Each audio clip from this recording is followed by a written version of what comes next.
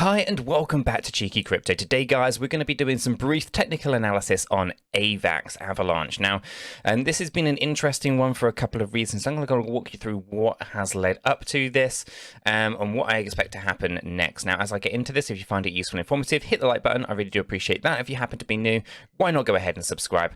You'll be kept up to date with all the TA that we do here. Also, this is the couple, what is being said and spoken about down in Discord. If you haven't yet joined us in Discord, links in the description down below. Go check it out. It's completely free. And if you're looking for more technical analysis, why not join us on Patreon? Again, links in the description down below. Right, let's get into this AVAX stuff. So here we can see that we had 5 impulsive moves up, right? And this is on the hourly chart at the moment. You can see these 5 impulsive moves up. If I actually move this over into something like our 4-hourly chart, you get an idea that we actually have this pretty good A wave, and then this is basically a B wave, right? So I'm going to focus in on the hourly to start with, though, because this is where things kind of get interesting, right? So we have these 5 impulsive moves up, and then of course, you know, we can see that we have an ABC coming down. This is our A wave. We have an ABC to the upside. This is our B wave. We have the A, B and C wave coming down into a C wave, and we have an A, B, C into D.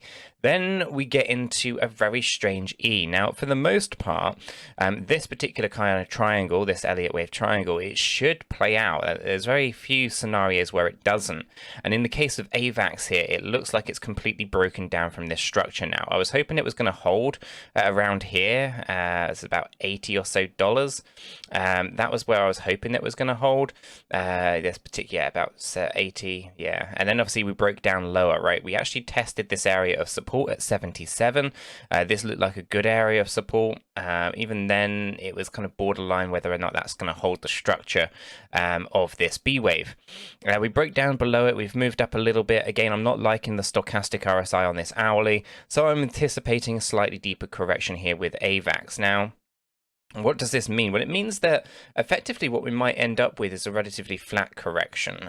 So although we had the triangle at the top here, this has a high probability of playing out, but it's not 100%, but it is usually, very, very high probability when you start seeing these triangles. And to see this one break down is a little bit heartbreaking, but nonetheless, it has happened, and now we have to deal with it. Okay, so this B wave does actually come down lower. I anticipate even lower. So what we're going to do is we're going to count these waves on the way down of this effective E wave, to see what's actually going on, right? Because we can see that there was an A, B, C move here, and then we continue to pull back down a little bit lower.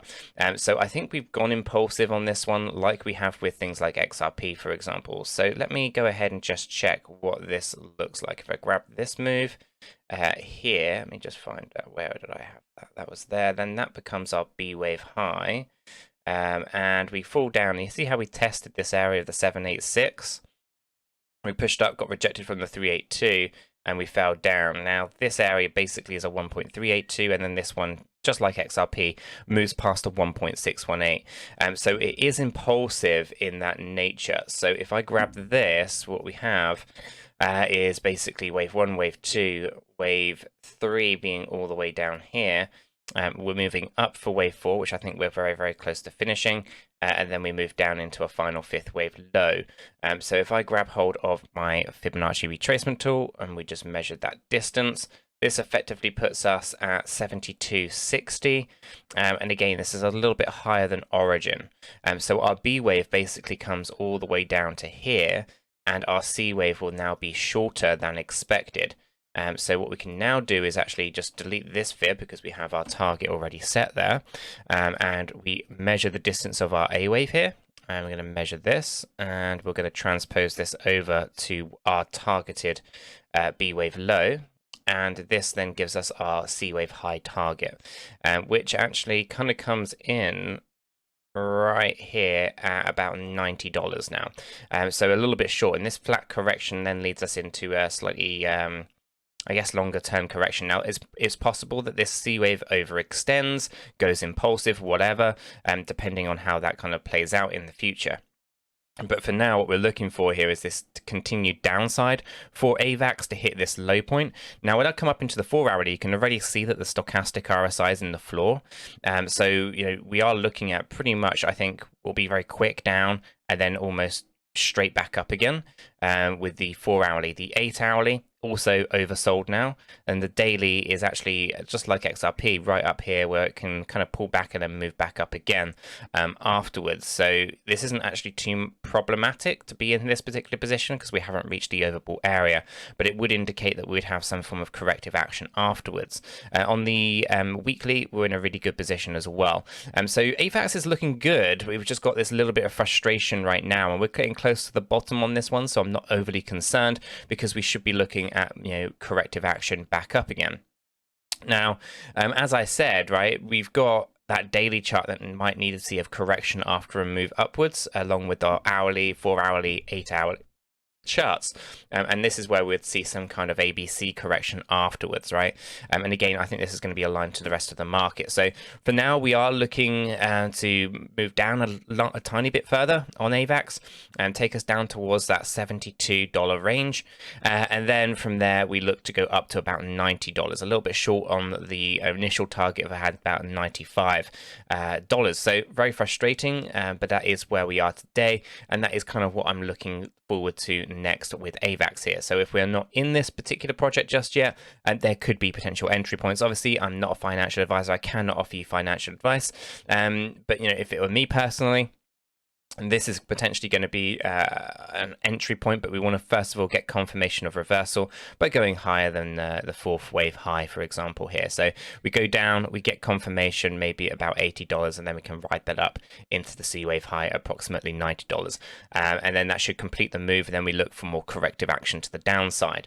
So that seems to be what's going on right now with AVAX. After all of this move, though, on the weekly chart, things on AVAX are looking pretty good. So if we're thinking slightly longer term, then we are actually in a pretty good position here, and what we're actually witnessing, as I said, is a larger A wave on the weekly. So we have A up, B wave come down already, and then we're looking at progressively moving up into our C wave high. Again, this could turn impulsive.